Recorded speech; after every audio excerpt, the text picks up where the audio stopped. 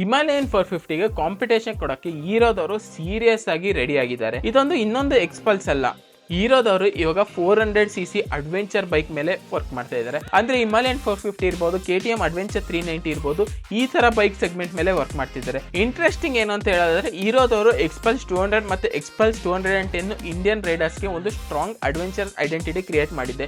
Imagine ಮಾಡ್ಕೊಳ್ಳಿ, ಒಂದು ಎಕ್ಸ್ಪಲ್ಸ್ DNA ಅಲ್ಲಿ ಇಂಜಿನ್ ದೊಡ್ಡದು ಕೊಟ್ಟು, ಹೈವೇ ಪರ್ಫಾರ್ಮೆನ್ಸ್ ಜಾಸ್ತಿ ಕೊಟ್ಟು ಮತ್ತೆ ಟೂರಿಂಗ್ ಕೆಪಾಬಿಲಿಟೀಸ್ ಕೊಟ್ಟರೆ ಹೆಂಗಿರುತ್ತೆ ಅಂತ ಹೇಳ್ಬಿಟ್ಟು ಆದ್ರೆ ಆನ್ಸರ್ ಆಗಬಹುದು ಹೀರೋ ಎಕ್ಸ್ಪಲ್ಸ್ 421.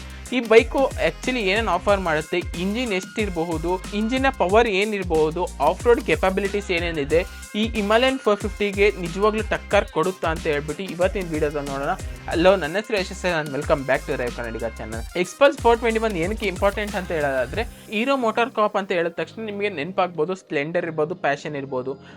ಬಟ್ ಎಕ್ಸ್ಪಲ್ಸ್ ಬಂದಮೇಲೆ ಇದೊಂದು ಡಿಫ್ರೆಂಟ್ ಇಮೇಜ್ ಕ್ರಿಯೇಟ್ ಮಾಡಿಕೊಡ್ತು. ಎಕ್ಸ್ಪಲ್ಸ್ 200 ಎಸ್ಪೆಷಲಿ ಆಫ್ ರೋಡ್ ಎಂಥೂಸಿಯಾಸ್ಟ್ಗೆ ತುಂಬಾ ಇಷ್ಟ ಆಯಿತು. ಯಾಕಂತ ಹೇಳಿದ್ರೆ ಇದರ ಲೈಟ್ ವೆಯ್ಟ್ ಇರ್ಬೋದು, ಸಿಂಪಲ್ ಆಗಿರ್ಬೋದು, ಮತ್ತೆ ಅಫೋರ್ಡಬಲ್ ಆಗಿರ್ಬೋದು, ಆಫ್ ರೋಡ್ ಫ್ರೆಂಡ್ಲಿ ಕೂಡ ಆಗಿದೆ. ಆದರೆ ಎಕ್ಸ್ಪಲ್ಸ್ 200 ಮತ್ತು 210 ಹೈವೇಲಿ ಒಂದು ಸ್ವಲ್ಪ ಕಷ್ಟ ಆಗ್ತಿತ್ತು. ಲಾಂಗ್ ಡಿಸ್ಟೆನ್ಸ್ಗೆ ಹೋಗೋಕ್ಕೆ ಒಂದು ಸ್ವಲ್ಪ ಹಿಂಸೆ ಆಗ್ತಿತ್ತು, ಮತ್ತು ಲಿಮಿಟೇಷನ್ ಇತ್ತು. ಹೈ ಸ್ಪೀಡಲ್ಲಿ ಕ್ರೂಸಿಂಗ್ ಮಾಡೋಕ್ಕೆ ಮತ್ತು ಓವರ್ಟೇಕಿಂಗ್ ಮಾಡೋಕ್ಕೆ, ಲಗೇಜ್ ಇಡೋಕ್ಕೆ ಒಂದು ಸ್ವಲ್ಪ ಇದರಲ್ಲಿ ಬೆಟರ್ ಇಂಜಿನ್ ಮತ್ತು ಬೆಟರ್ ಫೀಚರ್ಸ್ ಬೇಕಾಗಿತ್ತು. ಹಂಗಾಗಿ ಎಕ್ಸ್ಪಲ್ಸ್ 421 ಕಾನ್ಸೆಪ್ಟ್ ತಂದರು. ಈಗ ಎಕ್ಸ್ಪಲ್ಸ್ ಓನರ್ಸ್ ಯಾರು ತೊಗೊತಾರೆ ಅವರಿಗೆ ಟೂರಿಂಗು ಇರ್ಬೋದು, ಅಡ್ವೆಂಚರು ಇರ್ಬೋದು, ಆಫ್ ರೋಡಿಂಗು ಇರ್ಬೋದು, ಎವ್ರಿ ಡೇ ಯೂಸ್ ಮಾಡೋಕ್ಕೂ ಈ ಗಾಡಿ ಡಿಸೈನ್ ಮಾಡಿದ್ದಾರೆ. ಸೊ ಹಂಗಾದ್ರೆ ಡಿಸೈನ್ ಬಗ್ಗೆ ನೋಡೋದಾದರೆ, ಇದು ಕಂಪ್ಲೀಟ್ಲಿ ನಿಮಗೆ ಏನಂತ ಹೇಳೋದಾದ್ರೆ, ಸ್ಪೈಸ್ ಶಾಟ್ ಪ್ರಕಾರ ನೋಡೋದಾದರೆ ಒಂದು ಟಾಲ್ ಸ್ಟ್ಯಾಂಡ್ಸ್ ಬರುತ್ತೆ, ಹೈ ಗ್ರೌಂಡ್ ಕ್ಲಿಯರೆನ್ಸ್ ಬರುತ್ತೆ, ಲಾರ್ಜ್ ಫ್ರಂಟ್ ವೀಲ್ಸ್ ಬರುತ್ತೆ, ಲಾಂಗ್ ಸಸ್ಪೆನ್ಷನ್ ಬರುತ್ತೆ. ಇದೊಂದು 400cc ಸೆಗ್ಮೆಂಟ್ ಆದ್ದರಿಂದ ನಿಮಗೆ ಇದರಲ್ಲಿ ರೋಡ್ ಪ್ರೆಸೆನ್ಸ್ ಕೂಡ ತುಂಬಾ ಚೆನ್ನಾಗಿ ಸಿಗುತ್ತೆ. ಹಿಮಾಲಯನ್ 450 ಆಲ್ರೆಡಿ ರಗೇಡ್ ಆಗಿದೆ ಮತ್ತು ಇದೊಂದು ಬಲ್ಕಿಯಾಗಿ ಫೀಲ್ ಕೊಡುತ್ತೆ. KTM ಅಡ್ವೆಂಚರ್ ಒಂದು ಸ್ವಲ್ಪ ಶಾರ್ಪ್ ಡಿಸೈನ್ನ ಫಾಲೋ ಮಾಡುತ್ತೆ. ಎಕ್ಸ್ಪಲ್ಸು ನಿಮಗೆ ಎಕ್ಸ್ಪಲ್ಸ್ DNA ಏನು ಬರ್ತಾ ಇದೆ ಅದೇ ಥರ ಫಾಲೋ ಮಾಡ್ತಾ ಹೋಗುತ್ತೆ, ಸ್ವಲ್ಪ ಮಾಡರ್ನ್ ಟಚಸ್ ಕೊಡಬಹುದು. ಸೊ ಇಂಜಿನ್ ಬಗ್ಗೆ ಮಾತಾಡೋಣ. ಇಂಜಿನ್ ಬಗ್ಗೆ ಮಾತಾಡಿದ್ರೆ 421cc single cylinder liquid cooled engine ಬರುತ್ತೆ. ಇದು 40 to 45 bhp ಸಿಗಬಹುದು. ಇನ್ನು ಯಾರು ಹೇಳಿಲ್ಲ ಎಷ್ಟು ಸಿಗುತ್ತೆ ಅಂತ ಹೇಳ್ಬಿಟ್ಟು, ಬಟ್ ಅರೌಂಡ್ ಇಷ್ಟು ಸಿಗಬಹುದು 40 to 45 bhp ತನಕ. ಸೊ ರಿಯಲ್ ಕ್ವಶನ್ ಇದೇನಪ್ಪ 45 bhp ಸಿಗ್ಬೋದು ಅಂತ. ಪವರ್ ಡೆಲಿವರಿ ಹೆಂಗಾಗುತ್ತೆ, ಈಗ ನಮಗೆ ಲೋ ಎಂಡ್ ಟಾರ್ಕ್ ಇಂಪಾರ್ಟೆಂಟ್ ಆಗುತ್ತೆ, ಮಿಡ್ ರೇಂಜಲ್ಲಿ ಇಂಪಾರ್ಟೆಂಟ್ ಆಗುತ್ತೆ, ಹೈವೇ ಕ್ರೂಸಿಂಗಲ್ಲಿ ಇಂಪಾರ್ಟೆಂಟ್ ಆಗುತ್ತೆ, ಮತ್ತು ಆಫ್ ರೋಡಿಂಗಲ್ಲಿ ಇಂಪಾರ್ಟೆಂಟ್ ಆಗುತ್ತೆ. ಇಂಜಿನ್ ಯಾವಾಗ ಡೆಲಿವರ್ ಮಾಡುತ್ತೆ ಅಂತ ಹೇಳ್ಬಿಟ್ಟು ಅದನ್ನ ಬಂದಮೇಲೆ ನೋಡಬೇಕು. ಇದ್ರಲ್ಲಿ ಗೇರ್ ಬಾಕ್ಸ್ ನೋಡೋದಾದ್ರೆ ಇದರಲ್ಲಿ 6 ಸ್ಪೀಡ್ ಗೇರ್ ಬಾಕ್ಸ್ ಬರುತ್ತೆ. ಆ್ಯಂಡ್ ಇದರಲ್ಲಿ ಯಾರಿಗೂ ಏನು ತೊಂದರೆ ಇಲ್ಲ. ಲಾಂಗ್ ಡಿಸ್ಟೆನ್ಸಲ್ಲಿ ಟ್ರಾವೆಲ್ ಮಾಡೋಕ್ಕೆ ಈಸಿ ಆಗುತ್ತೆ. ಫಾರ್ ಎಕ್ಸಾಂಪಲ್ ಬೆಂಗಳೂರಿಂದ ಚಿಕ್ಕಮಂಗ್ಳೂರಿಗೆ ಬಂದ್ರಿ, ಚಿಕ್ಕಮಂಗ್ಳೂರಿಂದ ಕುದುರೆಮುಖಕ್ಕೆ ಹೋದ್ರಿ, ಕುದುರೆಮುಖದಲ್ಲಿ ಒಂದು ಸ್ವಲ್ಪ ಪ್ರಾಪರ್ ಟ್ರಯಲ್ಸ್ ಎಲ್ಲ ಮಾಡಿಬಿಟ್ಟು ಮತ್ತೆ ಹೈವೇಗೆ ಬರ್ತೀನಿ ಅಂದ್ರು ಈ ಗಾಡಿ ನಿಮ್ಮ ಜೊತೆ ಸಾಥ್ ಕೊಡುತ್ತೆ. ಆಫ್ ರೋಡಲ್ಲಿ ಏನೇನು ಸಿಗುತ್ತೆ ಅಂತ ಹೇಳಿದ್ರೆ, ಫ್ರಂಟಲ್ಲಿ ನಿಮಗೆ UST ಸ್ಪೋಕ್ ಸಿಗುತ್ತೆ, ರಿಯರಲ್ಲಿ ಮೊನೋಶಾಕ್ ಸಸ್ಪೆನ್ಷನ್ ಸಿಗುತ್ತೆ, ಮತ್ತು ಅಡ್ವೆಂಚರ್ ಬೈಕ್ ಸೆಟಪ್ ಸಿಗುತ್ತೆ. ಅಂತ ಹೇಳಿದ್ರೆ ಬೈಕ್ ಸಸ್ಪೆನ್ಷನ್ ಅಷ್ಟೇ ಅಡ್ವೆಂಚರ್ ರೀತಿ ಇರುತ್ತೆ. ಆ್ಯಂಡ್ 21 ಇಂಚಸ್ ವೀಲ್ ಸಿಗುತ್ತೆ ನಿಮಗೆ.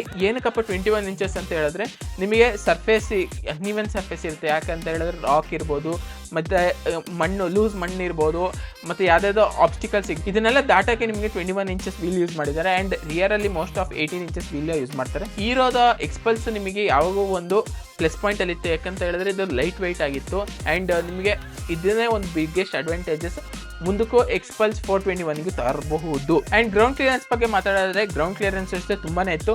ಮುಂಚೆನೇ ಗ್ರೌಂಡ್ ಕ್ಲಿಯರೆನ್ಸ್ ತುಂಬಾ ಇತ್ತು, ಆ್ಯಂಡ್ ಈಗಲಿನ ಗ್ರೌಂಡ್ ಕ್ಲಿಯರೆನ್ಸು ತುಂಬಾ ಚೆನ್ನಾಗಿ ಮಾಡ್ತಾರೆ.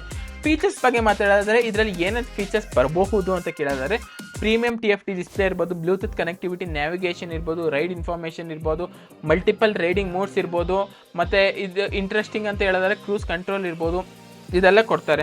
ನೀವೇನೋ ಟೂರಿಂಗ್ ಮಾಡ್ತಿದ್ದೀರ ಅಂತ 300 to 500 ಕಿಲೋಮೀಟರ್ ಆರಾಮಾಗಿ ಹೋಗ್ಬೋದು.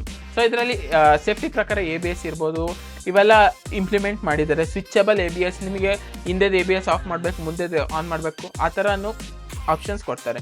ಸೊ ಟೂರಿಂಗಿಗೆ ಏನೇನು ಅಂತ ಹೇಳಿದ್ರೆ, ನಿಮಗೆ ಟೂರಿಂಗಿಗೆ ಇದು ಮೋಸ್ಟ್ ಪ್ರಾಕ್ಟಿಕಲ್ ಮಾಡಬಹುದು. ಯಾಕಂತ ಹೇಳಿದ್ರೆ, ಈಗ ಹಿಮಾಲಯನ್ 450 ಇರ್ಬೋದು, KTM ಅಲ್ಲಿ ಏನು ಲ್ಯಾಗ್ ಇದೆ ಸ್ವಲ್ಪ, ಅದನ್ನೆಲ್ಲ ಇದರಲ್ಲಿ ಓವರ್ಕಮ್ ಮಾಡ್ಬೋದು.